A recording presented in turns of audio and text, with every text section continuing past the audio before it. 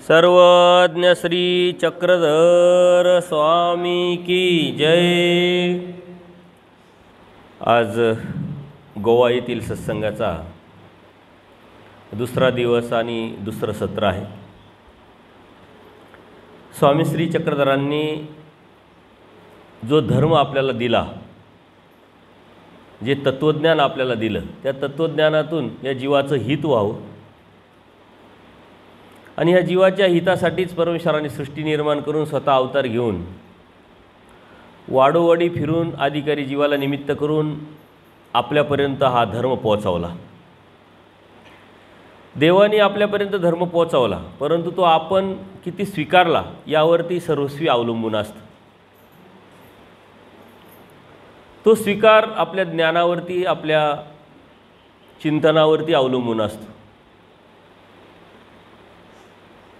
आपल्याला बोध झाला, उपदेश घेतला, परमेश्वराची भक्ती आपण करायला लागलो, तिथून पुढे खरी जबाबदारी आपली वाढते। तिथून पुढे खरी जबाबदारी वाढल्यानंतर धार्मिकता आपली सुरू होते आणि त्याच वेळेस नेमकं आपण थांबून जातो।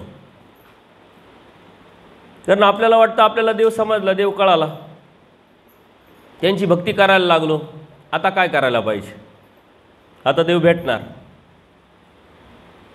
परंतु तिथून पुढेच खरी धार्मिकता आपली सुरू होते आणि अभ्यासांती आपल्याला कळतं धर्म काय आहे, कशासाठी आहे आणि धर्मात काय आहे आणि धर्मात काय नाही, हे संशोधन मात्र आपण ज्ञानाद्वारे निर्माण करून प्राप्त करून त्यावरती चालायचं असतं। यदा कदाचित आपण धार्मिकतेचा अभ्यास नाही केला, ज्ञान दृष्टीनं आपण त्या धर्माकडे नाही बघितलं, तर ज्या धर्मात आपण आहोत त्या धर्माची तोंड ओळखही आपल्याला होत नाही। कारण धर्म परमेश्वराचा आहे आणि परमेश्वराने सांगितलेलं तत्वज्ञान ही परमेश्वरा इतकंच मोठं आहे, प्रगल्भ आहे। पण अभ्यासाशिवाय आपल्याला पर्याय नाही। अभ्यास कुठं सुरू होतो, तो कशातून सुरू होतो, कशासाठी सुरू होतो, हे जर आपण समजून घेतलं तर त्यावरती आपल्याला आपोआप आवड निर्माण होईल, वेद निर्माण होईल। पुढं पुढं आपण चिकित्सकपणे शोधण्याचा, जाण्याचा प्रयत्न करू आणि त्यावेळेस मग आपल्याला त्यातलं जे अनमोल असं तत्वज्ञान आहे ते आपल्याला कळेल। धर्म हा एक समुद्र आहे आणि या समुद्रामध्ये काय नसतं। तुम्ही सर्व गोवावासी समुद्राच्याच काठावर राहत असतात, समुद्राचा दररोजच संबंध तुमच्याकडं येत असतो। त्यावेळेस समुद्रात काय नाही आहे हे जर आपण बघितलं तर आपल्याला लक्षात येईल की समुद्रात सर्व आहे। आता त्या समुद्रात जाणारेही अनेक लोक आहे, परंतु कोण काय घेतं आणि कोण काय घेऊन येतं हे त्याच्यावरती अवलंबून आहे।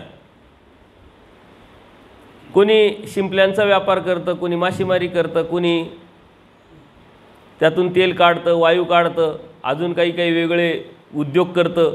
आपलं सांसारिक सुख मिळवण्यासाठी व्यवसाय करून आपलं घर चालवण्याचा प्रयत्न करतात, त्यात सुखी असतात। परंतु एक असा कोणीतरी असतो का तो म्हणते समुद्र यात काही नसेल, म्हणून खोलवर जातो आणि त्याला अनमोल हिरा असं सापडतो। तसं इथं सुद्धा आहे की परमेश्वराचा हा जो धर्म आहे हा समुद्र आहे, यात काही नाही, यात सर्व काही आहे। परंतु कोणत्या उद्देशाने आपण इथं आलेलो आहोत, धर्म आपल्याला काय समजलेला आहे, कशा पद्धतीने समजलेला आहे, त्यावरती आपल्या हातात येणारी जी वस्तू आहे, गोष्ट आहे ती अवलंबून असते। कोणी सांसारिक सुख मिळावेत, भौतिक सुख मिळावेत, दृष्टपर भक्ती या अनुषंगाने आपण करत आलो। परंतु एक म्हणतो इथं परमेश्वर आहे, परमेश्वराकडून काय भेटणार नाही। परमेश्वर तर अनार्जित दाता आहे, जे अर्जन केलं नाही, जे आपण मिळवलेलं नाही तोही देणारा दाता परमेश्वर आपल्याला भेटला आहे। त्यावेळेस तो मात्र परमेश्वराला प्राप्त करण्याचा प्रयत्न करतो, त्याला परमेश्वर भेटत असतो। आता परमेश्वराला प्राप्त करण्यासाठी परमेश्वराने सृष्टी निर्माण करून स्वतः अवतार घेऊन आपल्याला बोध दिला आहे, याची जाणीव करून दिली। परंतु लगेच परमेश्वर आपल्याला भेटेल का, त्यासाठी परमेश्वराला परमेश्वराकडून समजून घ्यावं लागेल, जाणून घ्यावं लागेल आणि त्या परमेश्वराने सांगितलेलं तत्वज्ञान आपल्याला अंगीकारावं लागेल। त्यात अनेक अडथळे आहे, कारण अनंत जन्म, अनंत सृष्टी, आपण हे जे कर्म केलेले हे आपणच केलेले असल्यामुळे आपल्यालाच अडचणी ठरतात, आपल्यालाच अडथळे ठरतात। आणि ही विचारधारा एकदा आपली पक्की झाली की आपोआपच या अडचणीतून, या दुःखातून, या संकटातून आपण बाहेर पडत असतो. आपण केलेले कर्म ते आपल्या समोर येणार, आपल्या समोर येतात. मग ते योग्य असेल, अयोग्य असेल, सुखाचे असतील, दुःखाचे असतील. जर दुःखाचे आले तर आपण लगेच धर्माला बोल लावतो की अरे मी इतकी धार्मिकता करतो, इतकं स्मरण करतो, तरी माझ्या वाट्याला असं का यावं, असं का व्हावं. याचं कारण परमेश्वर जसा आहे तसा जो धर्म आपल्याला परमेश्वराने दिलेला आहे तो आपण समजून घेतलेला नाही. आणि नैसर्गिकरित्या आहे आपल्या मनामध्ये येणं, आपल्या विचारात येणं आणि त्यावरती आपण विचार करून टोकणं हे आपलं नैसर्गिक आहे. पूजनीय भांडारेकर होते, त्यांना अशी तळमळ निर्माण झाली, रात्रभर ते तळमळत होते की सत्य काय आहे ते जाणून घ्यावं. सकाळी उठलेले, पोथी घेतलेली, शोधण्याचा प्रयत्न करताय. ती आर्तता एवढी उत्कंठेने वाढलेली आहे की देवापर्यंत ती आर्तता वाढली, गेली, पोचली आणि देव स्वतः भिक्षेला आलेले आहे. देव म्हणतात, भटो पाठीमागील फांकी बघा. ते बघितल्यानंतर त्यांच्या लगेच लक्षात येतं, पाठीमागी फांकी बघा म्हणजे काय. पाठीमागी जीवनात बघा सत्य तुम्ही आजपर्यंत किती शोधलं आणि किती सापडलं आणि किती सुटलं आपल्या हातातून. पोथीच्या पाठीमागं आपण पाठीमागं बघत नाही, आपण पुढे जात राहतो. म्हणून भूतकाळ आपला जो आहे, या भूतकाळात जेव्हा आपण जातो त्यावेळेस आपण स्थिर होतो की आपण होतो कुठं, आपल्याकडं होतं काय, आपल्याला का आणलं, कशासाठी आणलं. आज बोध दिला असा अनेक वेळा आपल्याला तर परमेश्वराने बोध दिलेला आहे, तो आपण दवडलेला आहे. कशासाठी दवडला, स्वार्थ आहे, अभिलाषा आहे, अज्ञान आहे, अन्यथा ज्ञान आहे. त्यामुळं आपण गेलो कुठं, अनंत नरकात गेलो, चतुर्विध दुःखात पडलो, स्थावरात पडलो आणि ते संपलं म्हणून परत आलो.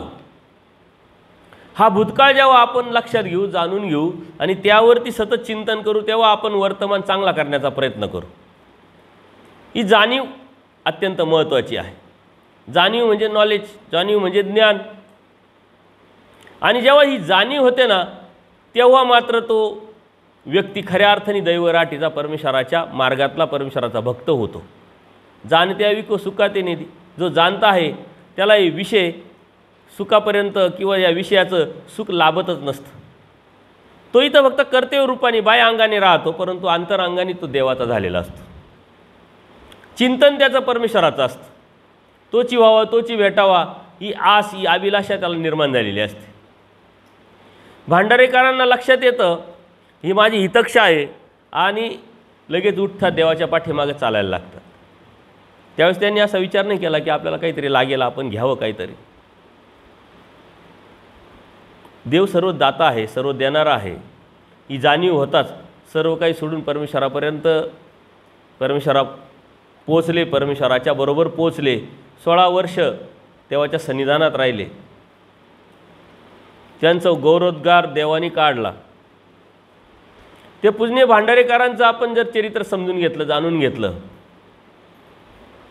तर पाठीमागील फांकी काय बघायला लावलं देवानी, काय चिंतन करायला लावलं आणि हे सांगितल्याबरोबर त्यांना काय कळालं नेमकं लगेच एका शब्दात, एका याच्यात. खूप काही तत्त्वज्ञान नाही सांगितलं, काही चर्चा नाही केली. त्याची अवस्था असते.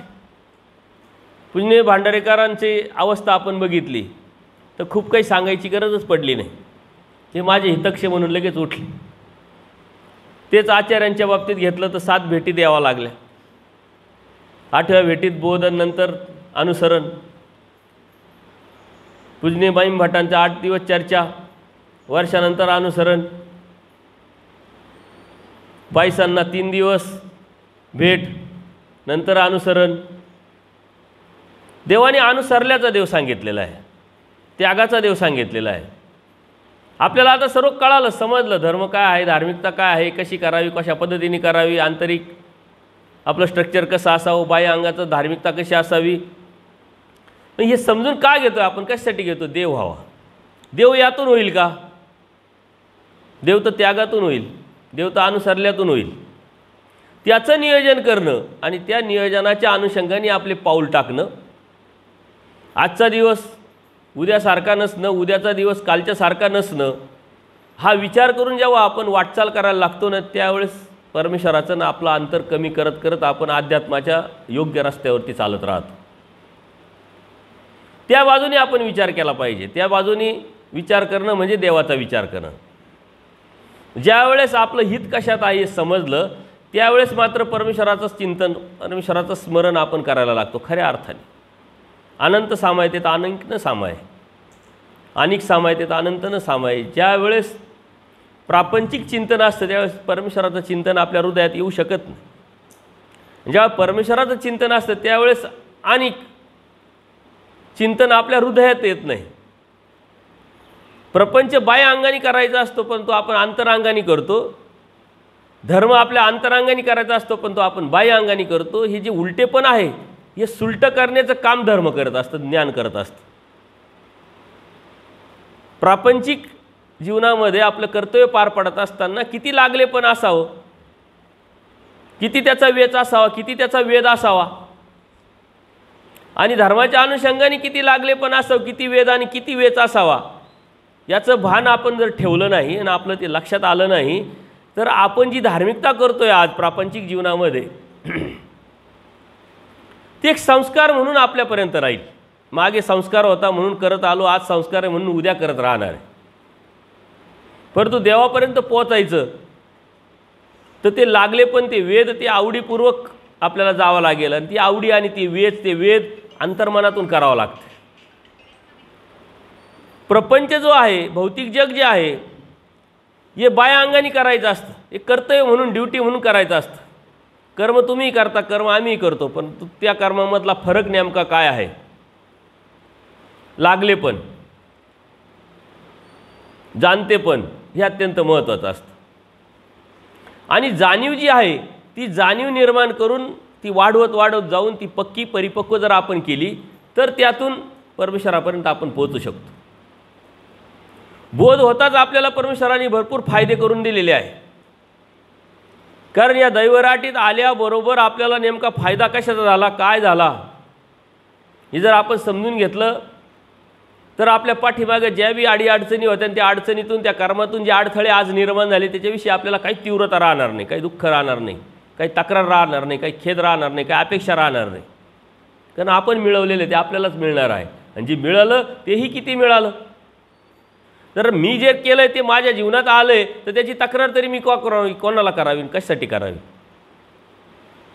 म्हणून भोग हे भोगून मानावे देवाने सांगितलं आहे. आणि ते भोगही किती याचं ऋणाच्या दृष्टांतातून आपल्याला देवाने समजून सांगितलेलं आहे. एखादा शेतकरी असतो, आपल्या सांसारिक सुखासाठी, भौतिक जगासाठी, आपल्या कुटुंबासाठी कर्ज काढतो आणि तो इतकं कर्ज काढतो का आता त्याला फेडणं मुश्किल होऊन जातं.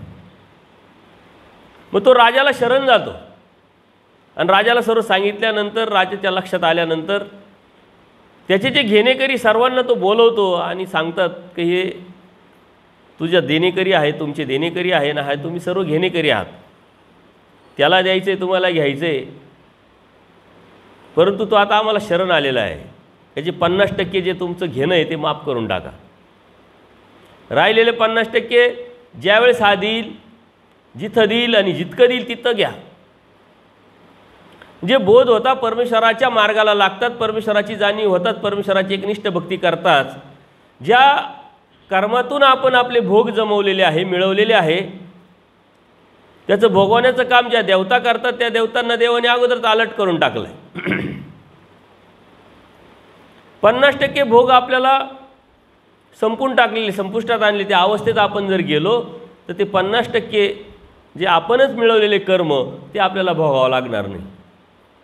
आणि राहिलेली ही दैवसेवा, आपल्या साऱ्या ज्या कर्माच्या फाईल आहे परमेश्वराच्या टेबलवरती आहे. आता देवतेचा अंमल आपल्यावरती चालणार नाही. दैवराटीसाठी वेगळी सिस्टम परमेश्वराने निर्माण केली. परमेश्वर काय म्हणतात, मी निराभिमान आहे, पण आपल्या लागेच अभिमान. तो अभिमान परमेश्वराने आपला घेतल्यामुळं देवतेतून आपल्याला बाहेर काढलं आहे, स्वातंत्र्य मोक्ष स्वातंत्र्य केलेलं आहे. त्या देवतेचा जो प्रकाश आहे, ज्या देवतेचं जे CCTV कॅमेरा आहे तो आता आपल्यावरती चालत नाही आहे. परमेश्वर ज्यावेळेस त्या देवतेला सांगतील कुठं, केव्हा, कधी आणि किती, त्यावेळेस ते चालेल. आणि हा जो कर्मचा भोग आहे, हे जे दुःख आहे, अडीअडचणी आहे, एक कवड न्याय, म्हणजे 100% असेल तर 1% आणि त्यातही जर आपण तक्रार करत असेल, दुःख करत असेल, तर आपण खरं दैवराटीचे आहोत का? आपण परमेश्वराचे भक्त आहोत का? कारण आपल्या जीवनामध्ये येणारे जे अडीअडचणी आहे, अडथळे आहे, दुःख आहे, हे किती आहे? कवड न्यायाने. किती आहे? 50%. त्यातलंही लीळादानाच्या माध्यमातून मागं पुढं परमेश्वराने केलेलं आहे. कारण आपल्या लागे स्वाभिमान परमेश्वराचा. आज आपल्याला मिळणार असेल, आपली अवस्था तशी नसेल तर देव पुढे ढकलू शकतात. पुढं मिळणार असेल, ती अवस्था बदलणारी असेल तर ती अलीकडे आणू शकतात. हे फक्त आणि फक्त परमेश्वर करू शकतो. म्हणून त्या परमेश्वराला अनार्जित दाता आपण म्हटलं गेलेलं आहे. अनार्जित दाता का जे आपण अर्जनच केलेलं नाही. एवढा मोठा फायदा परमेश्वराच्या भक्तीतून आपल्याला भेटत असतानाही जर आपण आपल्या जीवनाविषयी, आपल्या दुःखाविषयी, अडीअडचणीविषयी तक्रार जर करत असेल, अपेक्षा करत असेल, दुःख करत असेल, तर मात्र आपण दैवराटीचे ठरत नाही. पुण्य भांडारीकारांना ही इंगळी चावली. सन्निधान आहे, अत्यंत अवस्था जी आहे परमेश्वराच्या सन्निधानातली अत्यंत उच्च अवस्था आहे.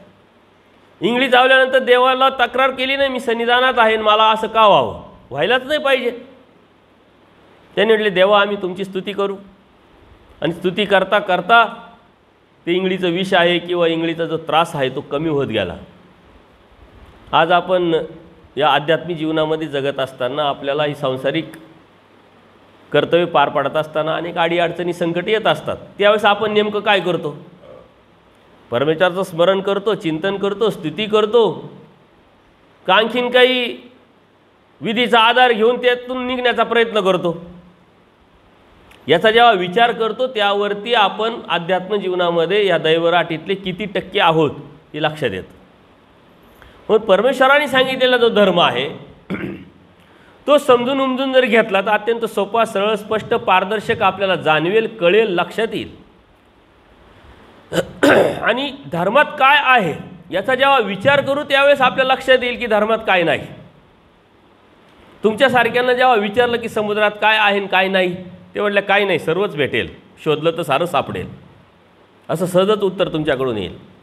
परमेश्वरही सांगतात सकळे शास्त्र या शास्त्राशी मिळते, हे शास्त्र मात्र कुठंच मिळत नाही. सकळे शास्त्र, मग कोणतं शास्त्र? इथं धर्मामध्ये काय आहे असं विचारलं तर ढोबळमानाने तुम्ही उत्तर द्याल, ज्ञान आहे, भक्ती आहे, वैराग्य आहे. परंतु त्याच्या पलीकडे जाऊन परमेश्वराने सांगितलेलं तत्त्वज्ञानाचा जर आपण अभ्यास केला तर धर्मात काय नाही,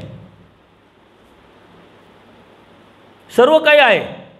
प्रत्येक धर्माचं, प्रत्येक संप्रदायाचं आज जे जगामध्ये चाललं आहे त्यातलं प्रत्येक तत्त्व तुम्हाला इथं दिसेल.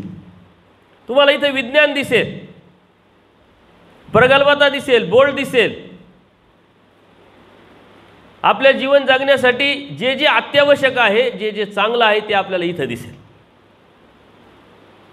म्हणून आपल्या धर्माची जी प्रगल्भता आहे ती खूप मोठी, उच्च प्रतीची आहे. देवाने स्वतःची व्याख्या सांगत असताना परमेश्वर काय, परमेश्वरामध्ये काय आहे, सर्व शक्तियुक्त, शक्ती शब्दे सकळे ज्ञान, सकळे विज्ञान. ज्ञान तर आहेच आहे पण सकळे विज्ञानसुद्धा आहे. म्हणून विज्ञानाधिष्ठित आपला धर्म आहे. विज्ञान काय सांगतं, जे आहे ते खरंच आहे का, कारणापर्यंत जाऊन ते शोधण्याचा प्रयत्न करून प्रयोगांती ते सिद्ध केलं जातं. तसं आपल्या देवाने सुद्धा विज्ञानसुद्धा आपल्याला सांगितलेलं आहे. श्रीकृष्ण महाराजांच्या लीळा ज्या बालवयातल्या त्या साऱ्या विज्ञानाच्या लीळा असं देवाने सांगितलेलं आहे. स्वामी श्रीचक्राने सुद्धा विज्ञानाचा आधार घेऊन कितीतरी ठिकाणी चमत्कार वगैरे दाखवलेले आहे. आता हे जे चमत्कार आहे हे एखादा सर्वसाधारण जीव असेल, देवता असेल, विद्यावंत असेल करू शकतो का? शास्त्रात चमत्कार असा हा प्रकारच नाही. एकच चमत्कार असतो का जो जीव आहे हा अंतर्बाह्य बदलणं, याला चमत्कार म्हटलं गेलेलं आहे. तुम्ही काल काय होते ना आज काय आहे, अंतर्बाह्य बदल झालेला आहे. पूजनीय माईमठ अगोदर काय होते नंतर काय झाले हा चमत्कार आहे. आचार्य अगोदर काय होते नंतर कोण झाले हा चमत्कार आहे. बाईसा अगोदर काय होत्या नंतर काय आलं हा चमत्कार आहे. बदल म्हणजे चमत्कार. आपण चमत्काराला काय समजतो, अनाचा आन करणे, परंतु ते फक्त परमेश्वरच करू शकतात. आणि तेही अलौकिक या जीवाला वेदण्यासाठी, जीवाला काहीतरी देण्यासाठी त्यांनी परमेश्वराच्या ठिकाणी येऊन आपली योग्यता निर्माण करावी, भजन पूजन घडावं, त्याचे अधिकार वाढवावा, याच्यासाठी परमेश्वराने ते स्वीकारायला असतं. जगामध्ये चमत्कार वगैरे तसं बघितलं तर काहीच नाही आहे, परंतु या चमत्कारा बोलणारे समाज आज आपण पाहतोय. इथं कर्मकांड नाही, विधी नाही, अंधश्रद्धा नाही, इथं स्पष्टता, पारदर्शकता, जीवन जगणं कशा पद्धतीनं, कशा विचारांनी, ही स्पष्टता आपल्याला शास्त्रात दिसेल. 8व्या-12व्या शतकामध्ये म्हणजे 800 वर्षापूर्वी देवानी सांगितलेलं विज्ञान जर आपण आज लक्षात घेतलं तर आज अन्य लोकांकडे जर बघितलं तर त्यामध्ये ते अडकलेले आपल्याला दिसतात. स्त्रियांच्या अधिकाराच्या संदर्भात असेल, जातीयतेच्या संदर्भात असेल, विकल्पाच्या संदर्भात असेल, विकाराच्या संदर्भात असेल, याचं संशोधन करून जेव्हा तुम्ही पुढे जाल तेव्हा तुमच्या लक्षात येईल का किती प्रगल्भ हा धर्म आहे. तुम्ही यूट्यूबवरती जाता आणि संप्रदायाचे तिथं जर आवड असेल तर काय नेमकं यातलं आणि त्यातलं हे संशोधन जर केलं तर आपल्याला ते लक्षात येईल. त्यांच्या धर्मातले, संप्रदायातले काही कीर्तनकार असेल, प्रवचनकार असेल, त्यांनी या चमत्काराचा आधार घेऊन जर प्रवचन केलं तर त्यांना खूप मोठं ज्ञानी म्हटलं जातं. आणि आपल्याकडं याचं उच्चाटन करण्याचा प्रयत्न करणारे साधक असेल तर मग ज्ञानी म्हटलं जातं. हा नेमका फरक आपण लक्षात घेतला पाहिजे. ते अंधश्रद्धेला बळ देतात आणि आपण अंधश्रद्धा काढण्याचं काम करतो. कारण परमेश्वराने अवतार घेतला त्याच उद्देशाने, अंधश्रद्धा निर्मूलन, कर्मकांड निर्मूलन, या समाजातली असमाधानता आहे, समानता आहे, ते काढण्याचं काम. कारण परमेश्वर सम जीव विषम. गुंतरू बाबांच्या जर आपण लीळा बघितल्या तर त्यातून आपल्याला लक्षात येईल त्यांना कशातच वावडं नव्हतं, कोणाचंच वावडं नव्हतं. ते सकाळी उठायचे, कुठं जायचे आणि कुठं काय घ्यायचे याला काही बंधन नव्हतं.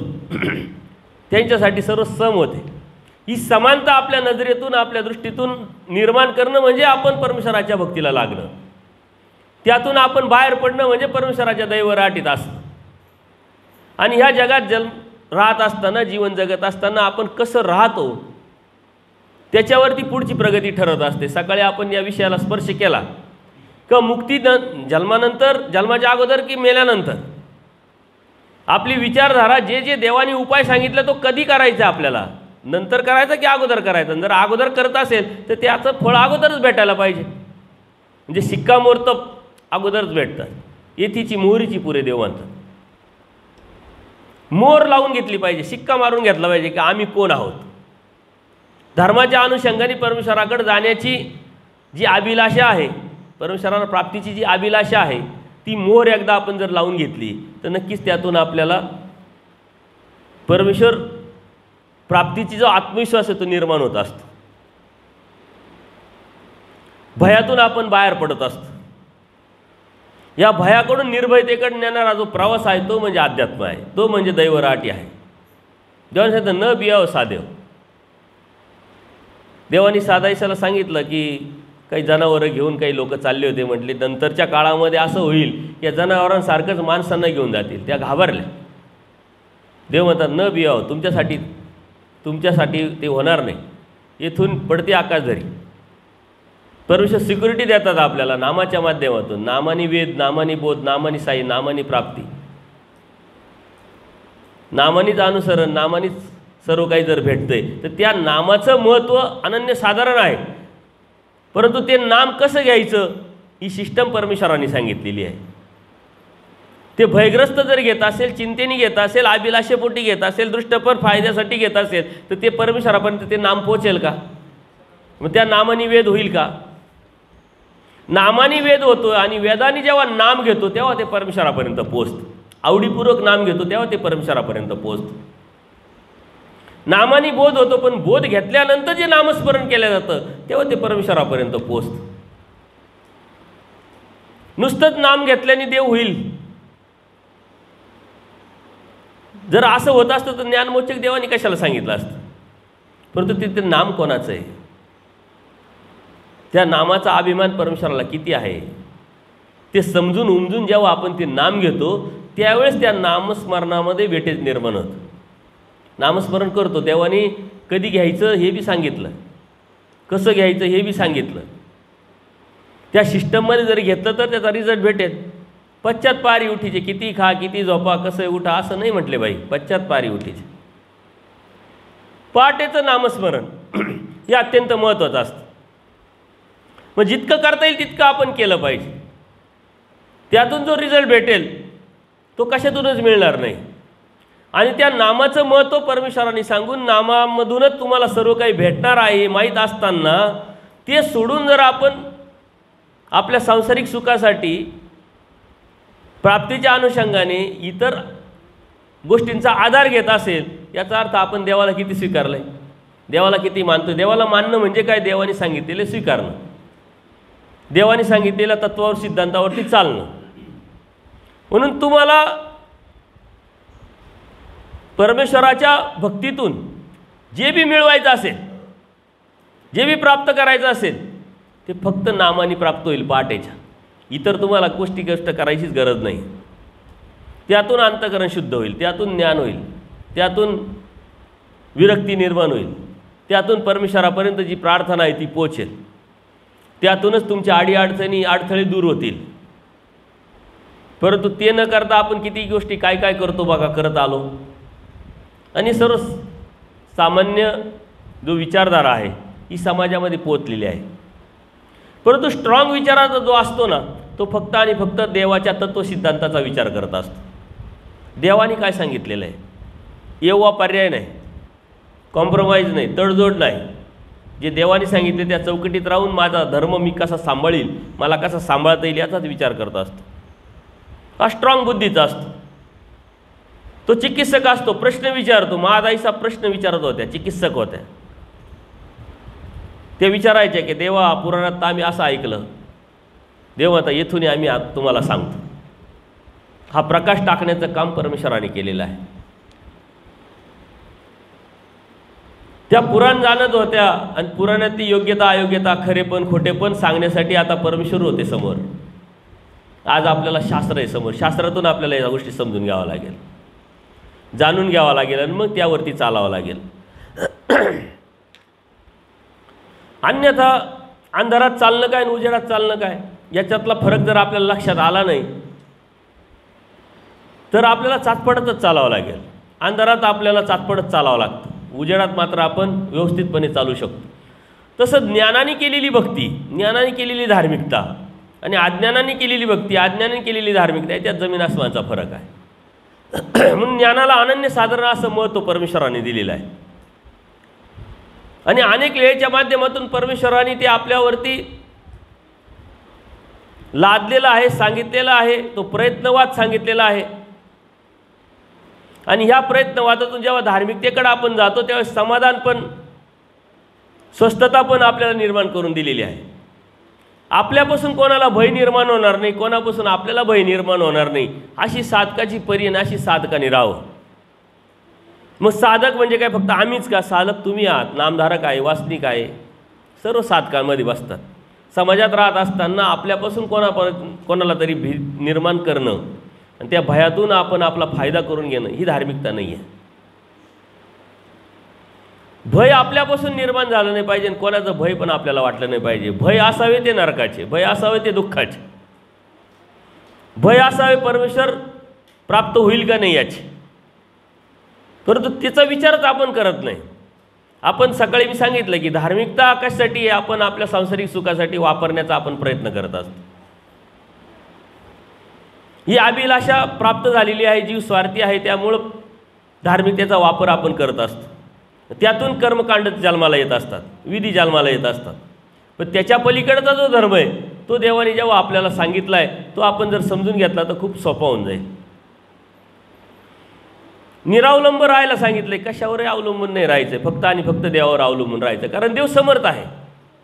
आपण म्हणताना म्हणतो अनंत ब्रह्मांडांचा अनेक सर्वज्ञ श्रीचक्र प्रभू, आणि परत छोट्या छोट्या गोष्टीसाठी व्हिडिओ वाहणारे आपणच आहोत, सांगणारे आपणच आहोत, त्याच्यासाठी कर्म करणारे आपणच आहोत. जर देवाला सर्वच जाणतं आहे, देव सर्वच मानत आहे, सर्वच माहिती आहे, तर मग आपल्या अडीअडचणी, आपल्या व्यथा सर्व देव जाणतात. आपल्याला फक्त देवाचं होऊन राहायचं आहे. जेव्हा देवाचं होऊन राहाल तेव्हा मात्र आपल्या अडचणी देवाच्या होतील. योगक्षेम वाम्यम. आपल्या अडचणी देवाच्या झाल्यानंतर देव तर सोडवणारच आहे, फक्त त्याला लागतो संयम, शांतता. आपल्याला लगेच करंट लागतं, लगेच ह्या मिनिटाला लगेच. ॲलोपॅथीमध्ये काय असतं की पोट दुखायला लागलं, डॉक्टर गेलो, गोळी दिली, लगेच बंद होतं. आयुर्वेद मात्र टोटल उच्चाटन करतं. होमिओपॅथी हळूहळू त्यावरती, त्या लक्षणांवरती मात करत असतं. आपण आता कोणत्या अवस्थेत आहोत त्यावरती अवलंबून. आपण ॲलोपॅथीच्या अवस्थेत आहोत, आपल्याला लगेच पाहिजे असतो रिझल्ट. नाही पाहिजे तर आपण स्थानं बदलतो, माणसं बदलतो, पारायणं बदलतो, उपाय बदलतो. ज्यावेळेस आपण असं करतो त्यावेळेस अप्रत्यक्षरित्या परमेश्वरावरती आपण जी निष्ठा आहे आपली कमी करत असतो. समर्थवादावरती निष्ठा असली पाहिजे. परमेश्वर कोण हे जाणलं पाहिजे. आणि या परमेश्वर कोण आहे हे जाणल्यानंतर मात्र तुम्हाला कुठं जायची गरज नाही. स्वस्थ चित्ते बुद्धी संयती, स्वस्थता निर्माण होणार चित्तामध्ये आणि बुद्धी स्थिर होऊन ज्यावेळेस तुम्ही धार्मिकता कराल त्यावेळेस मात्र परमेश्वराकडे ती पोचेल. आपण अस्थिर झालेलो आहे आणि त्या अस्थिरतेला स्थिरतेकडे नेण्याचा जो प्रयत्न करतोय तो प्रयत्न मात्र आपला कोणता आहे हे संशोधन करून परमेश्वराच्या भक्तीतून जर आपण शिकलो तर आपल्याला कुठे जायची गरज नाही. जेवढी स्वस्थता आपल्याला आहे तेवढी कोणालाच नाही आहे. चैतन्य देवतेच्या विद्यावंताला जी स्वस्थता नाही ती इथल्या साध्या नामधारकाला स्वस्थता देवाने सांगितलेली. हे तिचा नामधारक हिरवा टुटवा, ज्याला का 4 पदार्थाचं ज्ञान नाही आहे तरी त्याला ती स्वस्थता आहे, त्याला त्या विद्यावंताला स्वस्थता नाही आहे. पण तरी आपण अस्वस्थ असेल, देवाने तर सांगितलं आहे, पण तरी आपण अस्वस्थ असेल तर मात्र आपण दैवराटीत आलेलो नाही आहे, त्या अवस्थेला पोचलेलं नाही आहे, त्या परमेश्वराच्या भक्तीत आपण बसत नाही आहे. जी चौकट परमेश्वराने आपल्याला सांगितलेली चौकट आपल्या लक्षात आलेली नाही. हे समजून घेणं म्हणजे धर्म आहे, ती समजून घेणं म्हणजे धार्मिकता आहे. अनेक वेळेच्या माध्यमातून आपल्याला देवाने या गोष्टी सांगितलेल्या आहे. ही स्वस्थता आपल्याला निर्माण करायला लावलेली आहे. जेव्हा विद्याचा विचार आपण करतो त्यावेळेस अप्रत्यक्षरित्या परमेश्वराचा आज विचार आपण थांबवलेला असतो. आणि आज देवाचा जेव्हा आपण विचार करतो तेव्हा उद्याचाही विचार आपल्या मनामध्ये येणार नाही, येत नाही. याला निरावलंबता सांगते. आपण सत्संगाला निघालोय, प्रवासाला निघालो तरी अनेक शंका असतात. सकाळी बरोबर जाग येईल का नाही, गाडी गेल्यानंतर गाडी भेटेल का नाही, ट्रेन भेटेल की नाही, मिस तर होणार नाही, जागा भेटेल की नाही, अनेक अडचणी, अनेक शंका आपल्या असतात मनामध्ये. पण ज्यावेळेस देव तुमच्याबरोबर असेल ना त्यावेळेस शंका घेण्याचं काहीच कारण नाही. परंतु देव आपल्याबरोबर आहे, पण आपण देवाच्या बरोबर असेल तर आपल्याला तो जाणवेल. देव आपल्याबरोबरच आहे. देवाला सर्वच आवडतात, पण देव काय म्हणतात, ज्याला मी आवडतो तो खरा. आपल्याला देवाव्यतिरिक्त सारं आवडतं, देव आवडत नाही. देव आवडला पाहिजे. आणि ज्याला देव आवडतो त्याला सगळी संपत्ती असंपत्ती वाटते. आपण कशाच्या पाठीमागं धावतोय? जीवाची फक्त परमेश्वर संपत्ती याची जाणीव होणं म्हणजे दैवराटीत येणं. काय मिळवायचं आहे, आपण किती मिळवायचं आहे, कसं मिळवायचं आहे, त्याचं नियोजन आयोजन आपण कसं करतोय हे अत्यंत महत्त्वाचं आहे. आपण बघा, आपल्याला 2 मुलं असतात, 1 मुलगी असते. प्रापंचिक गोष्टी करत असताना आपण सारं नियोजन करतो. याला 1 बंगला पाहिजे, त्याला 1 बंगला पाहिजे, याला नोकरी पाहिजे, हिचं लग्न झालं पाहिजे, एवढी पाहिजे, सारं नियोजन करतात. आणि हे केल्यानंतर म्हातारपणाला आपल्याकडे बी काहीतरी पाहिजे. आणि हे नियोजन आपण करिअर सुरुवात करतानाच लगेच नियोजन करतो. आणि आजकाल तर ते खूप फॉरवर्ड झालेलं आहे. त्यासाठी कन्सल्टंटी आहे लोकांची, मार्गदर्शन करण्याची, तर तुम्ही कुठे इन्व्हेस्टमेंट करावी, इन्शुरन्समध्ये करावी, कोणत्या बॉन्ड घ्यावे, त्यातून किती पैसे मिळतात, मग RD कुठं करावी, पोस्टामध्ये किती पैसे टाकावे, हे सारं आपल्याला माहीत असतं. हे सेविंग आपलं भविष्य स्थिरतेकडे नेण्याचा आपण प्रयत्न करतो. पण आपलं तर जे जीवन आहे हे स्थिरतेकडे नेण्यासाठी आपण काय सेविंग करतो आहे त्याची कन्सल्टन्सी देवाने स्वतः स्वीकारलेली आहे. आणि देव बसलेले सिलेबसच्या माध्यमातून, सूत्रपाठाच्या माध्यमातून, तत्त्वज्ञानाच्या माध्यमातून देवाने आपल्याला मार्गदर्शन केलेलं आहे. परंतु तिथपर्यंत जायला आपल्याला वेळच नाही आहे. याचं नियोजन करता करता, या आयुष्याचं नियोजन करता करता आपलं आयुष्याच्या नंतरचं नियोजन करायचं थांबलं आहे. उद्याचा जेव्हा विचार करेल, भिंतीच्या पलीकडचा जेव्हा विचार करेल, जो विचार तुम्हाला येईल त्यावेळेस मात्र देव मात्र नक्की 100% येतील. पूजनीय भांडारेकरांना प्रश्न निर्माण काढला त्याच वेळेस देव आले. अहंकार पूजनीय माईम भटांचा इतका उच्च कोटीला आला, देव आले. आचार्यांच्या विशिष्ट लेवलला गेल्यानंतर देव आले. बायसांची विशिष्ट लेवल गेल्यानंतर, अवस्था गेल्यानंतर देव आले. देव आले. अर्जुन देवाकडे देव आले. देव येतात, अनंत ब्रह्मांडांचा नायक कर्मभूमीमध्ये अवतार घेतात. या सृष्टीमध्ये परमेश्वर अवतरते, मनुष्य वेशधारी होते. हा किती मोठा प्रगल्भ विचार आहे. देव आणि अनंत ब्रह्मांडाचा नायक जो परमेश्वर आहे तो अवतार घेतोय, या सृष्टीमध्ये आपल्यासाठी येतोय. हा विचारच किती आनंददायी आहे. माझ्यासाठी देव आले आणि माझ्यासाठी आलेल्या देवानी मला माझ्या हितासाठी 4 गोष्टी सांगितल्या. त्या स्वीकारणं आपली ड्युटी, कर्तव्य आहे. कसं राहायला सांगितलं, कशा पद्धतीने राहायला सांगितलं ते आपण आपल्या जीवनात उतरवलं पाहिजे, अंगीकारलं पाहिजे. त्यातूनच आपण आपली धार्मिकता केली पाहिजे. याचा जेव्हा विचार कराल तेव्हा सूत्रपाठात गेल्यानंतर आज किती सूत्र आपण पाळू शकतो, करू शकतो. आज नेमकं मी काय करतोय धर्मासाठी. काल आपण बघितलं, आपण धर्मातून घेण्याचा प्रयत्न करतो, पण धर्माला आपण काय देतोय. तुम्हाला असं वाटतं धर्माला आम्ही देतोय ना, सकाळी देवपूजा करतो, संध्याकाळी देवपूजा करतो, विडे वाहतो, खेटी करतो, स्थानवंदन करतो, क्रिया करतो. हे धर्माला देणं नाही आहे, हे धर्मातून घेण्यासाठी करणं आहे. हे लक्षात घ्या. धर्माला देणं म्हणजे काय, शास्त्र अभ्यास. धर्माला देणं म्हणजे काय, तत्त्वज्ञान अभ्यासून आपल्या जीवनामध्ये उतरवणं, आपलं हित साधणं आणि त्या परमेश्वराचं आपल्यातलं अंतर कमी करणं, हे धर्माला देणं आहे. ते आपल्याकडून होतच नाही. कारण काय, प्रापंचिक या चौकटीत, या सुखाच्या अभिलाषेपोटी आपण इतकं गडून गेलो का आपल्याला त्याच्या पलीकडं काही दिसतच नाही. म्हणून उद्याचा विचार कोणत्या पद्धतीनं करायचा आहे. उद्या मला देव भेटतील काय, उद्या प्रचिती येईल काय, उद्या मी उठेल काय, उठल्यानंतर मी करायचं काय आहे. दररोजचा दिवस मला वेगळा वाटला पाहिजे, ताजा तवाना सुंदर वाटला पाहिजे. मी आज जन्माला आलो आहे अशी जाणीव जेव्हा तुम्हाला होईल ना, तेव्हा तुमचा दिवस किती सुंदर सुरू होईल. सकाळी मी एक सांगितलं की देव जेव्हा आपल्याबरोबर असतो तेव्हा दिवस कसा जातो, देव आपल्याबरोबर नसेल तर दिवस कसा जातो. सहजच फिलिंग करा, देव माझ्याबरोबर आहे. आता सकाळपासून संध्याकाळपर्यंत अनुभव घ्या. बघा तुमचं सुंदर जीवन जगता येईल का नाही. रस्त्याने जाताना एखाद्याने आपल्याला गाडीने जरी ओव्हरटेकला जागा नाही दिली तरी आपल्याला चिडचिड निर्माण होते. ती स्वस्थताच नाही राहिली, आपल्याला शांतता नाही राहिली. पण आपल्या शेजारच्या सीटवरती देव बसलेले असा सहजच विचार करा, फील करा. बघा आपल्याला स्वस्थता निर्माण होईल, आपल्याला काहीच वाटणार नाही, शांत वाटेल. सारं जग किती पळालं आणि किती पुढं जातं आहे याचं आपल्याला आता दुःखच राहिलं नाही, कारण देव आपल्याबरोबर आहे. कशा पद्धतीने जातो आहे, शांततेने आपण आपल्या विशिष्ट ठिकाणी आपण पोचणार आहे. आत्मविश्वास, कॉन्फिडन्स आपल्याला निर्माण होणार आहे. म्हणजे देव आपल्याबरोबर आहे याची जाणीव असणं म्हणजे वचनांमध्ये असतं. वचनरूपी गोविंदाचं सन्निधान म्हणजे आचरण, ते तत्त्व सिद्धांत आपण स्वीकारणं. असे कितीतरी 50%, मी तर सांगतो 50%, आचार मालिकेमध्ये 50% सूत्र असे आहे का आजही तुम्ही ते पाळू शकता. पण त्याचा संग्रह केला पाहिजे, तुम्ही वर्गीकरण केलं पाहिजे. मी आज काय करू शकतो, काय मला करता येऊ शकतं. परंतु ते नॅचरल स्वभावाचं आपण केलं तर त्यातून फिलिंग होईल. आणि जेव्हा अशा पद्धतीनं धर्मामध्ये जगायला तुम्ही सुरुवात कराल, अशा पद्धतीनं धार्मिकता करायला सुरुवात कराल, तेव्हा ती गोष्टच वेगळी असेल तुमची. तुम्ही स्वतःला डिफरंट या जगामध्ये, या गर्दीमध्ये असेल तरी तुम्ही एकांत अनुभवू शकता. तुम्ही आज एकांत नाही, डिस्टर्ब आहे सर्व. छोट्या छोट्या गोष्टींनी सुद्धा तुम्हाला डिस्टर्ब होतो आहे. एकांत अनुभवायचा असेल तर परमेश्वराच्या वचनांमध्ये जाऊन तुम्हाला एकांत अनुभवता येईल. या गर्दीतून तुम्ही बाहेर पडाल. कुठे जा, गर्दीच गर्दी, असं कोणतं ठिकाण नाही तुम्हाला का तुम्ही एकटे असाल. आणि एकटे असाल तर मोबाईल बरोबर आहे, त्याच्यामुळे जग तुमच्या मुठ्ठीत परत. त्यामुळे तुम्ही कुठेही जाल, आंतरिक स्वस्थता तुम्हाला प्राप्त करायची असेल तर ती स्वतः तुम्हाला करावं लागेल. बाह्य अंगाने, बाह्य साधनांनी होणार नाही. ती निरावलंबता निर्माण करावं लागेल. परमेश्वराच्या समर्थवादावरती निष्ठा ठेवावं लागेल.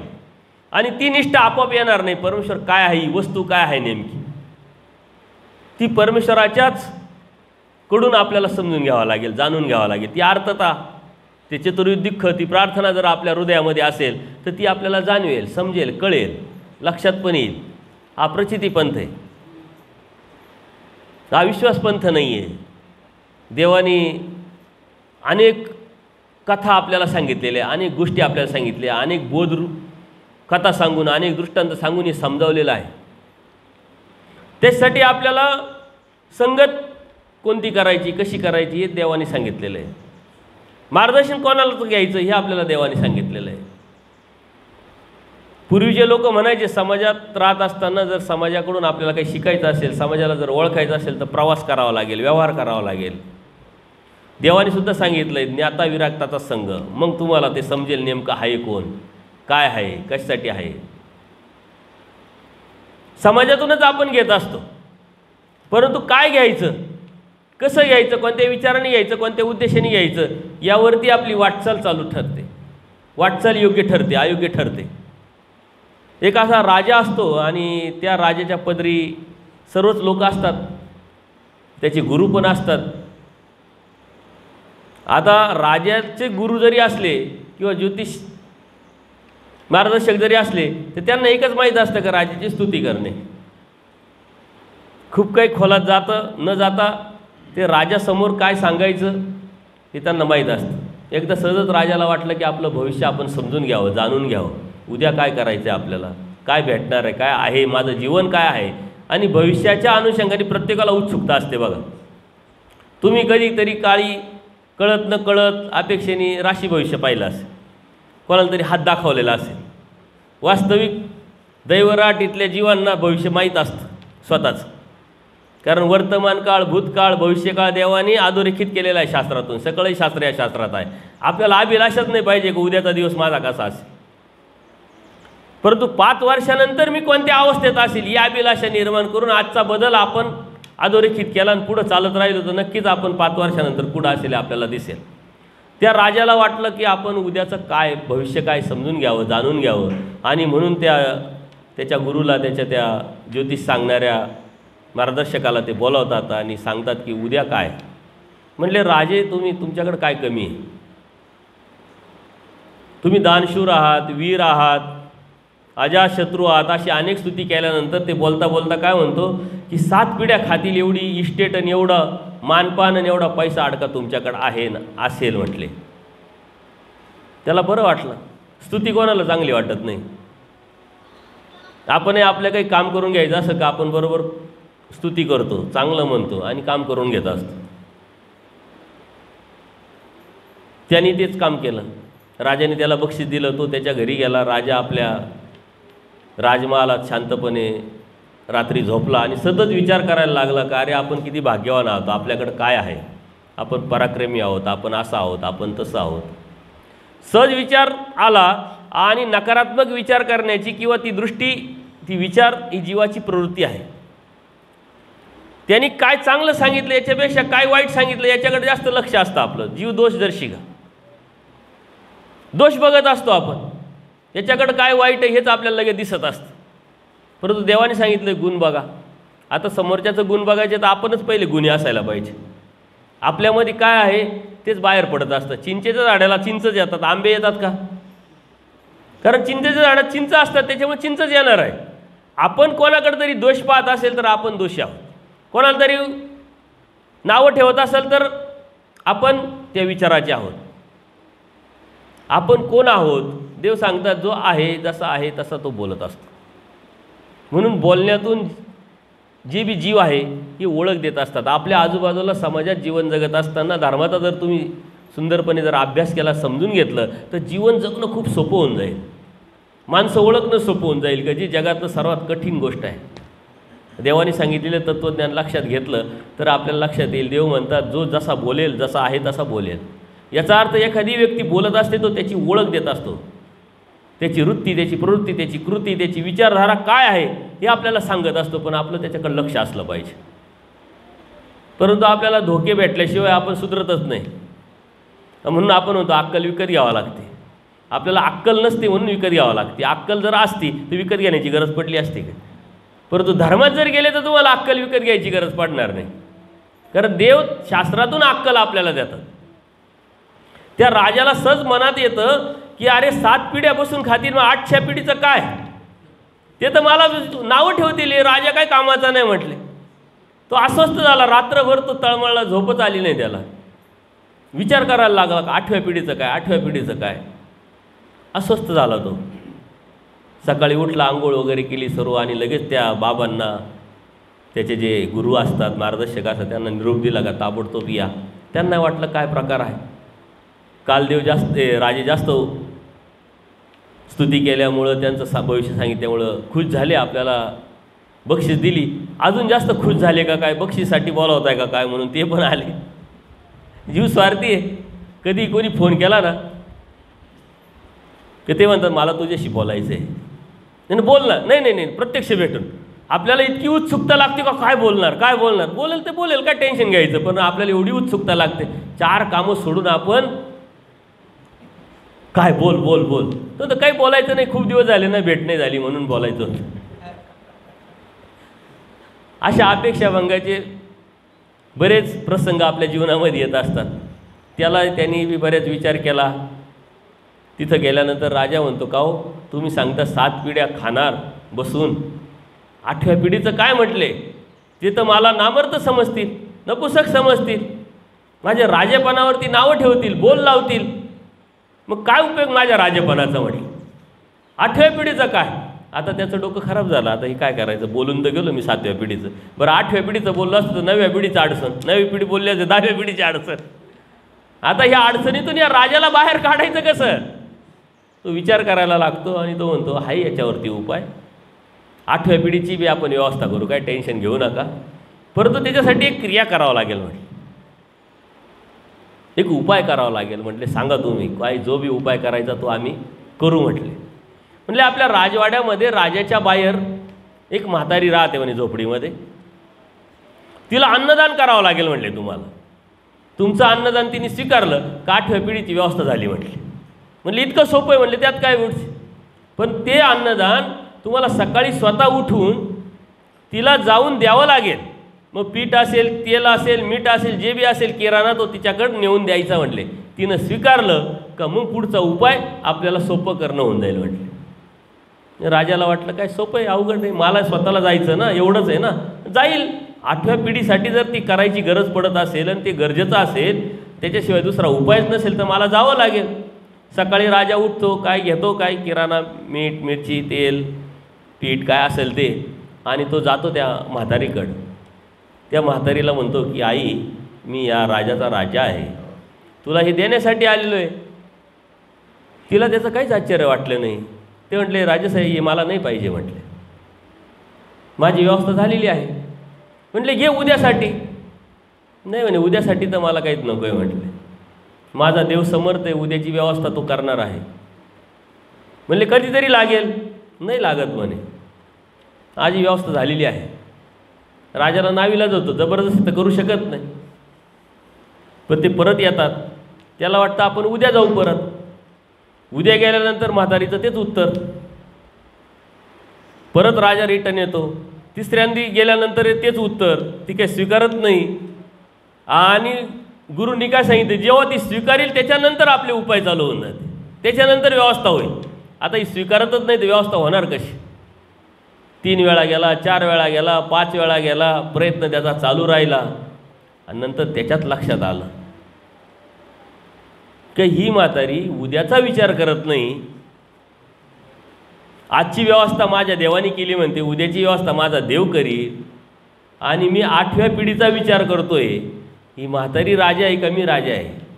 ही वैचारिक दरिद्रता धर्मातून परमेश्वराने आपली काढलेली. आपण वैचारिक दरिद्री झालेलो आहे, आपल्याला विचार करण्याची ताकदच राहिलेली नाही आहे.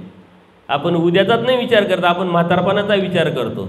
येस ना परमेश्वर, चिंदी चिरकुटीचा काय विचार करता. आपण काय म्हणतो की देव तर पाहिजे, देव तर मिळवायचं आहे. मग तिथं गेल्यानंतर काय हे भेटेल का, ते भेटेल का, असं भेटेल का, तसं भेटेल का, देव तर पाहिजे, तर सोडायचं काहीच नाही. आणि देव म्हणतात सोडल्याशिवाय मी भेटत नाही. बिडारावर काय बिडार असे म्हटले, एका याच्या ठिकाणी तू बसलेला आहे, तिथं मी कसा येईल. आणि मी जिथं आहे तिथं तू आल्यानंतर तुला भेटल्याशिवाय मी मात्र राहत नाही. म्हणून ही विचारधारा आपल्याला काढून टाकावं लागेल आणि परमेश्वराच्या प्राप्तीच्या अनुषंगाने समाधान प्राप्त करावं लागेल, स्वस्थता प्राप्त करावं लागेल. याला निरावलंबत्व म्हणतात. आपल्याला उद्याचा विचार पडतो, मुलांचा विचार पडतो, म्हातारपणाचा विचार पडतो, पण मेल्यानंतरचा विचार आपल्याला पडत नाही. जेव्हा मेल्यानंतरचा विचार येईल तेव्हा आपण दैवराटीचे, तेव्हा आपण बोध, तेव्हा आपण परमेश्वराचे. आपण मेल्यानंतर विचार कोणी पाहिलं आहे, जसं होईल तसं होईल, देव करून घेईल, देवाने कॉन्ट्रॅक्टच घेतलेलं आहे, देव आपला गडीच आहे, देव करून घेईल. देव म्हणतात जे बी करायचं ते मी केलं आहे, जे बी करायचं राहिलं आहे ते आपलं राहिलं आहे. परमेश्वर तर पाहिजे, त्याच्यासाठी सृष्टी निर्माण केली, त्यासाठी स्वतः परमेश्वराने अवतार घेतला. 81 कोटी 1.25 लाख 10 देवता कामाला लावल्या. कोणासाठी? आपल्यासाठी. जीवाच्या उद्धारण कार्यासाठीच देवता कार्यरत आहे. आपण कार्यरत राहावं म्हणून साऱ्या देवतेच्या पिंडस्था मूळ आपल्यामध्ये लावलेले आहे, अधिष्ठान लावलेलं आहे. त्यातून बाहेर पडून परमेश्वराची भक्ती आपल्याला करायची आहे. हे बी जीव उद्धारण्याचं व्यसन घेतलेल्या परमेश्वर अलौकिक अवतार आपल्याला भेटला आहे.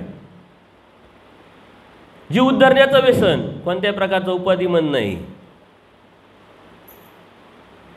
कोणाला कशाचं व्यसन, कोणाला कशाचं व्यसन, इथं फक्त जीव उद्धारण्याचं व्यसन. असा अलौकिक अवतार आपल्याला भेटला. त्या अवताराकडून तत्वज्ञान समजलं, त्या अवताराकडून बोध झाला, तरीही आपली अभिलाषा निर्माण होत नसेल परमेश्वर प्राप्तीची, तर आचार्य म्हणतात या अवताराकडून जो उद्धारणार नाही तो कोणत्याच अवताराकडून उद्धारणार नाही. मग आपण आजपर्यंत उद्धारलो नाही आणि इथून पुढे उद्धारणार नाही, मग जाणार कुठं? जशी काही एखादी विशिष्ट रूम तर नाही आपल्याला, मग तर फॅन लावला, कूलर लावला, एसी लावला, 2 वेळचं खाणं पिणं मस्त ठेवणं. आपल्यासाठी आपण कर्म वाट पाहतात, कारण आपण ते मिळवलेले आपल्या पिसुडीत काय आहे? आपलेच कर्म आहे. राडगडियाच्या दृष्टांतातून देवाने सांगितलेले खाली येणं, भरणं, परत जाणं, ते टाकणं, हे कंटिन्यू चालू आहे. हे चक्र थांबत नसतं. यातून बाहेर पडायचं असेल तर परमेश्वराला प्राप्तीच्या अनुषंगाने त्याग करावा लागेल. आणि देव अनुसरल्याचं देवाने सांगितलेलं आहे. देव तर कळाला आहे, देव तर स्मरण करतोय, चिंतन करतोय, क्रिया करतोय. हे सर्व करत असताना जर देव प्राप्त होण्याच्या उद्देशाने जर करत असेल तर जे मेन आहे ते करणं गरजेचं आहे. सर्व करतोय परंतु ते जे मेन आहे तेच नाही जर तुम्ही केलं तर काहीच उपयोगाचं नाही. बघा आता आपल्या लोकसभेच्या निवडणुका झाल्या, विधानसभेच्या निवडणुका झाल्या, कोणीतरी कधीतरी आपण कितीतरी वेळा मतदान केलेलं आहे. ते मतदान करायला जाण्याच्या अगोदर एक अटी असतात, नियम असतात. कुणी जाऊन ते करू शकत नाही. तुम्ही काहीतरी तुमचा पुरावा न्यावा लागतो. एकतर रेशन कार्ड पाहिजे, सेशन कार्ड पाहिजे, ड्रायव्हिंग लायसन पाहिजे, आधार कार्ड पाहिजे, असं काहीतरी आयडेंटिफिकेशन तुमचं असलं पाहिजे. यातलं कोणतंही एक चालेल, सर्व असले तर काही जरूरत नाही म्हटली. आता तुम्ही सर्वच घेतले, एक नाही सर्व घेतलं, आधार कार्ड आहे, रेशन कार्ड आहे, ड्रायव्हिंग लायसन आहे, पासपोर्ट आहे, सर्व आहे तुमच्याकडं, तिथं गेले लगेच तुम्हाला मतदान करून देतात का? काय बघतात ते? त्या यादीमध्ये तुमचं नाव आहे का नाही. त्या यादीमध्ये नाव नसेल आणि तुम्ही सारी दुनियादारी नेऊन घेतलेली असेल तरी तुम्हाला मतदान करता येत नाही. हे कमी का काय, तुम्ही तुमच्या गावचे सरपंच पण घेऊन गेले, CMचा पण फोन आला, अहो आमचे नातेवाईकाचे जवळचे ते करू द्या, तरी ते करू देत नाही. परंतु त्या यादीमध्ये जर तुमचं नाव असेल तर ते म्हणते एवढ्या कागदांची काहीच गरज नाही, यातला एकही कागद चालेल. तसं परमेश्वराच्या प्राप्तीच्या अनुषंगाने तुम्ही सर्व करताय, परंतु अनुसरण करत नाही, त्याग करत नाही, त्याचा विचार करत नाही, त्याचं नियोजन करत नाही, आयोजन करत नाही, तर या करण्याला काय अर्थ राहिला? देव अनार्जित दाता आहे. आणि त्या परमेश्वराने जरी त्या देवतांना सर्वांना फोन केले की जाऊ द्या, आपलाच आहे, नका त्याला नरकात नेऊ, तरी होईल का? नाही. परमेश्वराच्या त्या यादीमध्ये आपलं नाव असलं पाहिजे. आणि यादीत नाव जातं कसं? येथीची मोहरीची पुरे. मी अनुसरेल, मला अनुसरायचं आहे, मला देव पाहिजे, मी त्याग करेन, ही भावना. देव आता होईल का नाही होईल हाव तर धर, करील का नाही करील, मी करीन असं तर म्हण, करण्याची इच्छा तर ठेव, त्यासाठी एक पाऊल तर टाक. एक पाऊल जेव्हा आपलं पडतं तेव्हा देव 10 पावलं टाकतात. कारण या जीवाचं हित कशात आहे याच्यासाठी परमेश्वरांनी सारा उपद्याप केलेला आहे. देव दयाळू मायाळू कृपाळू आहे, परंतु त्यालाही लिमिटेशन आहे. आपण कोणत्या अटी शर्ती पास करतो त्यावरती ते सारं अवलंबून आहे. आणि जेव्हा परमेश्वर व्हावा, तोची भेटावा, यासाठी एक आचार जेव्हा तुम्ही करायला सुरुवात कराल तेव्हा एक पाऊल टाकलेलं राहील. या आचार कशासाठी आहे हे समजून उमजून त्यासाठी प्रयत्न कराल, विचार कराल, चिंतन कराल, त्यावेळेस परमेश्वर भेटलेला असेल, त्या यादीत तुमचं नाव गेलेलं असेल. निग्रह केला पाहिजे, नियम केला पाहिजे, संकल्प केला पाहिजे. कशाचा? मला देव मिळवायचा आहे. कधी मिळवायचा आहे? सांसारिक सुख जे आहे, सांसारिक ज्या जबाबदाऱ्या आहे त्या पार पाडल्यासाठी, पाडण्यानंतर मी देवाचं होईन, त्याच्यासाठी मी नियोजन करेन. मरणाच्या नंतरचं नियोजन नका करू, रिटायरमेंट झाल्यानंतरचं नियोजन करा. आपल्याकडे रिटायरमेंट झाल्यानंतर नियोजन काहीच नाही राहत. रिटायरमेंट झाल्यानंतर जास्त कामं लागा त्यावर, कारण जे जे करण्यासारखं होतं ते करता आलं नाही कामामध्ये ना, आता रिटायर झालं तो करायला लागला. अनुसरण ही रिटायरमेंट आहे, कर्माची रिटायरमेंट. कोणत्या कर्माची? तुम्ही कर्म करताय ना, आम्ही कर्म करत नाही का? पण आम्ही ते थांबवले ना, आम्ही इकडचे चालू केलेले. एखादी व्यक्ती असते बघा, एखाद्या कंपनीत कामाला आहे, तो रिटायर होतो कधीतरी. आता रिटायर झाल्यानंतर त्याचं जीवन काही बदलतं का? त्या कंपनीतले जे माणसं आहेत त्यांच्याशी तो भेटू शकत नाही का? बोलू शकत नाही का? त्या कंपनीच्या गेटवर जाऊ शकत नाही का? जाऊ शकतो, सर्व करू शकतो, फक्त त्याला त्या कंपनीत जाऊन काम करता येत नाही पहिल्यासारखं. म्हणून मी सांगत राहतो, अनुसरणाची अनेक लोकांना खूप भीती आहे, खूप न्यूनगंड आहे. का अनुसरण असं, अनुसरण तसं, त्याग असा तसं, जमेल का, होईल का नाही, हे का ते, असं काहीच नाही आहे. ही प्रापंचिक जी फॅक्टरी आहे ना, त्यातून आपल्याला रिटायर व्हायचं आणि परमेश्वराच्या ह्या कविलदानाच्या शाळेमध्ये प्रवेश करून आपली साधना करायची, प्रॅक्टिस करायची. तोची व्हावा, तोची भेटावा. सारं आयुष्य मी यांना दिलं, आता इथून पुढचं आयुष्य जितकं जमेल तितकं, जसं जमेल तसं, जशा पद्धतीनं जमेल तसं. छोटीशी गोष्ट ही आपल्याला परमेश्वराला देता येते आणि परमेश्वर त्यातूनच खुश होऊन जातात. औसा माता ज्या आहे त्या अत्यंत वेदवंत होत्या, त्या बोधवंत नव्हत्या, अनुसरल्या त्या बी वेदातून. त्यांचं बोलणं, त्यांचं वागणं कशा पद्धतीचं होतं. देव म्हणतात ही वेडसर बोलते, परंतु प्रेमियाच्या भक्ताच्याही पलीकडचं तिचं बोलणं असतं म्हटलं. पावसाळ्याचे दिवस आहे, देवाला उपारासाठी तिने विनंती केलेली आहे आणि उपार करून देवाकडे जेव्हा येते तेव्हा ती 2 नद्या ओलांडून देवाकडे पोचते. देव म्हणतात 2 नद्या ओलांडून तुम्ही आलात. ती काय म्हणते, आले स्वामी श्री चक्रराजांच्या कृपाप्रसादाने, त्यातूनच देव प्रसन्न होता. देवाला प्रसन्न होण्यासाठी खूप काही लागत नाही आहे, फक्त ती देवकृपा आहे. देवाच्या कृपेने आपण इथपर्यंत आलेलो आणि देवाच्या कृपेनेच आपण जगतोय, वागतोय, बोलतोय, उठतोय. ही जाणीव होणं म्हणजे दैवराटीत येणं. नाहीतर आपण आपल्या यातून बाहेरच पडत नाही. मी केलं, माझ्यामुळं झालं, मी नसेल तर काही खरं नव्हतं, मी नसतो तर आणखीन अडचणी निर्माण झाल्या असत्या. या मीतून बाहेर पडणं म्हणजे दैवराटीत येणं. एक जेव्हा काहीतरी पुसल्या जातं ना, तेव्हा काहीतरी नवीन निर्माण होत असतं. नवीन निर्मिती ही दैवराटीची असली पाहिजे. देवाला प्रसन्न करणं म्हणजे खूप मोठा विषय नाही आहे. छोट्या छोट्या गोष्टीतूनही देवाला प्रसन्न करतात. आपले जे मुलं असतात बघा, प्रत्येकाला आता तुम्ही सर्वच कौटुंबिक जबाबदारी स्वीकारत इथपर्यंत आलेले. खूप काही आपण आपल्या मुलांकडून अपेक्षा करतो, त्यांना सांगतही असतो, परंतु त्यातलं किती टक्के ते करतात? एखादी गोष्ट जरी केली तरी आपल्याला समाधान वाटतं, वा वा वा चाल, तेवढंच बरं वाटतं, फील येते.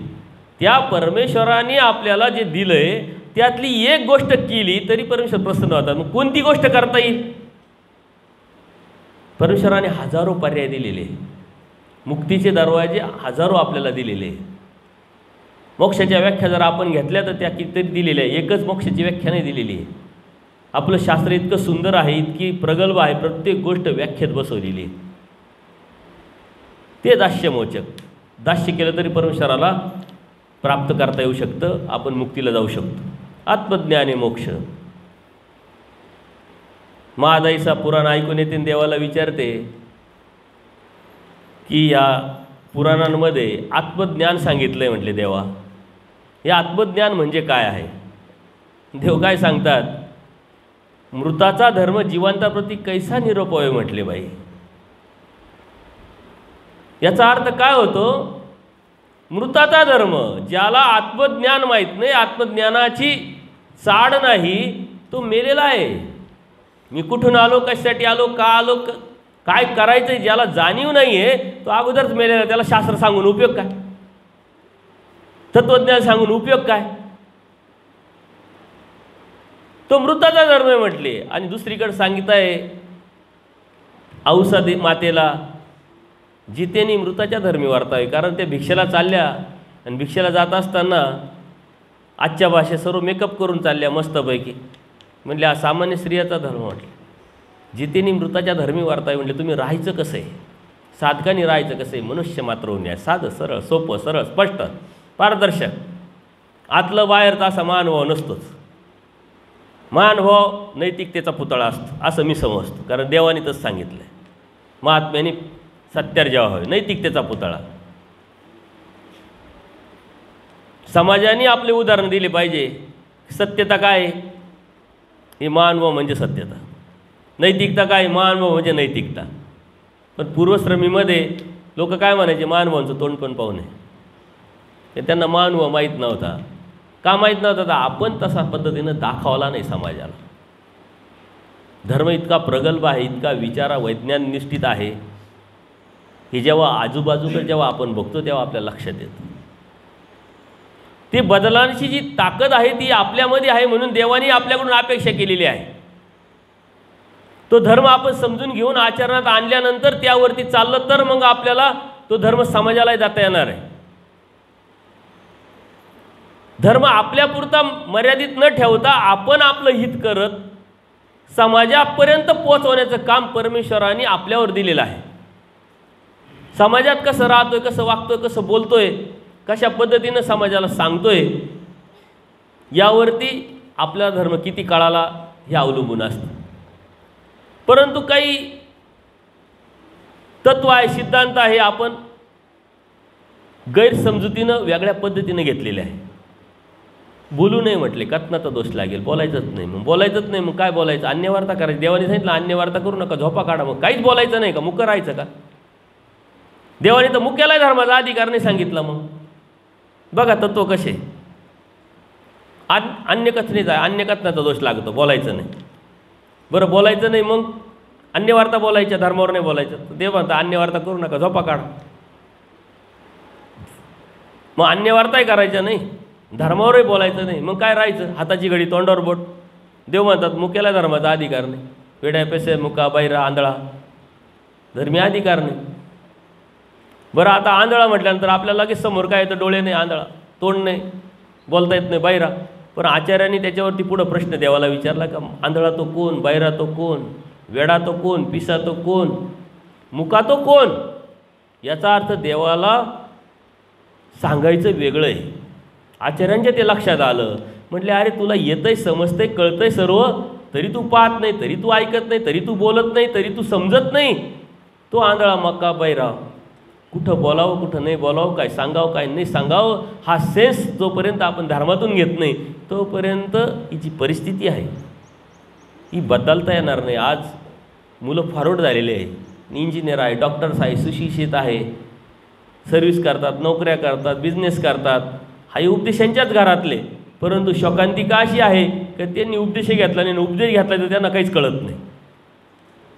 म्हणून तुम्हाला मी सकाळी सांगितलं धर्म अपग्रेड करावा लागेल, तुम्हाला त्या पद्धतीने समजावं लागेल, लक्षात आणून द्यावं लागेल. धर्म म्हणजे काय विधी नाही, धर्म म्हणजे काय कर्मकांड नाही, धर्म म्हणजे काय फक्त पूजा नाही, धर्म म्हणजे काय स्थानवंदन नाही, धर्म म्हणजे काय विडेवान नाही, धर्म म्हणजे काय क्रिया नाही. धर्म आत्मशुद्धीचं एक साधन आहे, जीवन सुंदर करण्याचं एक साधन आहे. हा एक एक भाग आहे, हा एक एक पार्ट आहे संस्काराच्या अनुषंगाने. शाळेमध्ये एकच विषय नसतो, विद्यार्थ्यांना 10-10 विषय असतात. एक विषयात जर त्यांनी 100% 100 मार्क पडले तर पुढच्या विषयात जाऊन पुढच्या वर्गात जाऊन बसू शकतो का? नाही. सारे विषय त्याला कव्हर करावे लागतात. एखादा 2 विषय राहिले तर त्याला परत तेच विषय द्यावा लागतात, तेव्हा तो पुढच्या वर्गात जाईल. तसे हे सारे धर्मातले विषय आहे. स्थानवंदन आहे, पूजा आहे, क्रिया आहे. हेच म्हणजे धर्म नाही, परंतु याच्या पलीकडचा धर्म आहे. हा एक धर्माचा भाग आहे, एक पार्ट आहे. याच्या व्यतिरिक्त धर्म नाही. परंतु धर्म म्हणजे हेच नाही हे समजून घेतल्यानंतर आपल्याला पुढे जावं लागेल. आणि पुढे जाणं म्हणजे अनुसरणाची अपेक्षा, अनुसरणाची वासना निर्माण करणे. पुढे जाणं म्हणजे काय, किती पुढे जायचं. म्हणून अनुसरणाचा प्रयत्न, अनुसरणाचा संकल्प, अनुसरणाचा निश्चय, त्याच्यासाठी आयोजन, त्यासाठी नियोजन, हे दैवराटीत असण्याचं लक्षण आहे. कारण धर्म हा मुक्तीसाठी आहे, परमेश्वर प्राप्तीसाठी आहे. जे मिळवण्यासाठी आपण धर्मात आज आहोत त्याच्यासाठी नाही, ते तर कर्मवश आपल्याला भेटणार आहे. मग त्याच्या पलीकडचं काय आहे, देव आहे आणि देव मिळवायचा कशातून आहे? अनुसरण्यातून. म्हणून अनुसरणाचं नियोजन करणं हीच धर्म आहे, हीच धार्मिकता आहे. यासाठी आपण सर्व नियोजन केलंच असेल, करतच असेल, परंतु त्याच्यासाठी पहिला पाऊल टाकणं म्हणजे निग्रह करणं. निग्रह करणं म्हणजे संकल्प करणं की मी अनुसरेल. माझ्या जबाबदाऱ्या संपल्यानंतर, माझ्या अडचणी दूर झाल्यानंतर, अडथळे दूर झाल्यानंतर. बरं, जबाबदाऱ्या संपवणार तुम्ही, अडथळे दूर करणार कोण? अडचणी दूर करणार कोण? वासना निर्माण करणार कोण? परमेश्वर. आणि त्यात परमेश्वराला सांगायचं आहे का माझे अडथळे दूर कर, माझ्या अडचणी दूर कर. जबाबदाऱ्या मी पार पाडतोच आहे, तेव्हा मी तुझा होईन. आणि जेव्हा मी तुझा होईन असा जेव्हा संकल्प आपण देवाकडे देतो तेव्हा देवाची जबाबदारी वाढते का कमी होते? जेव्हा हा अनुसरणार आहे, आता याची सिक्युरिटी आपल्याला आणखी टाईट करावं लागेल. रेड अलर्ट असतो बघा, कधी काही जर झालं तर पोलिसांची सिक्युरिटी तर असतेच, कंटिन्यूस सातत्य कार्य त्यांचं चालूच असतं. पण लगेच रेड अलर्टचा मेल येतो. रेड अलर्ट म्हणजे काय? साऱ्या सुट्ट्या कॅन्सल, सर्व कामावरती आता रेड अलर्ट आहे बघा. सीमेवरती सर्वांच्या सुट्ट्या कॅन्सल झालेल्या आहेत. जे सुट्टीवर आले ते सैनिक परत वापस गेलेले आहे. रेड अलर्ट आहे.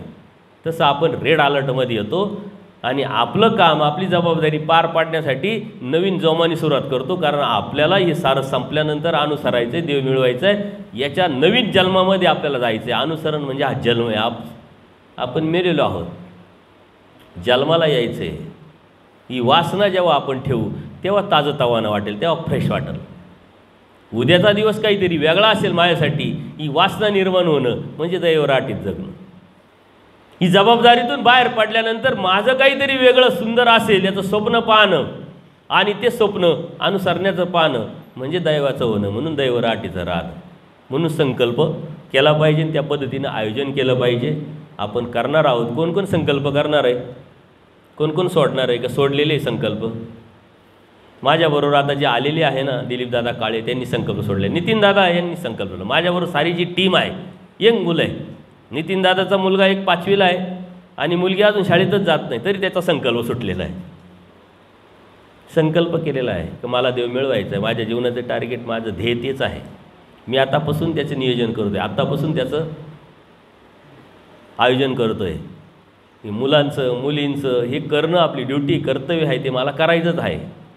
परंतु मी माझ्या हितासाठी, माझ्या भल्यासाठी मला ते करायचं आहे, ही भावना, ही विचारधारा येणं हे दैवराटीत जगणं आहे. दिलीपदादांनी संकल्प केलेला आहे. आणि माझ्याबरोबर जे आलेले आज जे साधक आहे, पूजनीय भारतमुनी, यांचा धर्माचा अर्थार्थी संबंध नव्हता. 2 वर्षापासून माझ्या यूट्यूबवरती सत्संग ऐकत ऐकत धर्म समजून घेतला. सात्विक भूमी असल्यामुळे ते लक्षात आलं. नुसते आपलेच सत्संग नाही ऐकले, अनेकांचे सत्संग ऐकले, या संप्रदायाचे, त्या विचाराचे, त्या धर्माचे. आपल्या धर्मातल्या अनेक साधूंशी चर्चा केली. माझ्याला फोन केल्यानंतर त्यांना काय जाणवायचं ते जाणवलं. आणि महिन्याभरापूर्वी दरी आश्रमाला ते आले. त्यावेळेस उपदेश घेतला आणि सारं आयोजन नियोजन केल्यानंतर या 11 मेला त्यांची दीक्षा डोमेग्राम येथे झालेली आहे. देवाला द्यायचं आहे, जीवाला घ्यायचं आहे. देव कुठून देणार, कोणत्या माध्यमातून देणार, हे देव ठरवणार आहे. बोध आणि बोधशक्ती परमेश्वराकडून. सगळे शास्त्र, सगळे ज्ञान, सगळे विज्ञान जर देव आहे तर या विज्ञानाचाही वापर करून परमेश्वर काय देऊ शकत नाही. यूट्यूबवरती सत्संग ऐकून एखादा साधक घरदार सोडून येऊन दीक्षा घेतो, हे उदाहरणं एकच नाही आहे, याच्या अगोदरचे अनेक उदाहरणं तुम्हाला देता येतील. उपदेश घेण्याचे असतील, दीक्षा घेण्याचे असतील. तुम्ही तर भाग्यवान आहात, तुम्ही परंपरेचे उपदेश आहात, अभ्यास करताय आणि अशा एरियात राहून, प्रतिकूल परिस्थितीत राहून धर्म तुम्हाला भेटला, धर्म सांभाळताय. यांच्यापेक्षा तुम्ही मोठ्या अवस्थेत आहात. पण फक्त निग्रह नाही, तो निग्रह तुम्हाला परमेश्वराची प्रसन्नता निर्माण करून देईल. म्हणून संकल्प सोडला पाहिजे. सर्वज्ञ श्री चक्रधर स्वामी की दंडवत हो.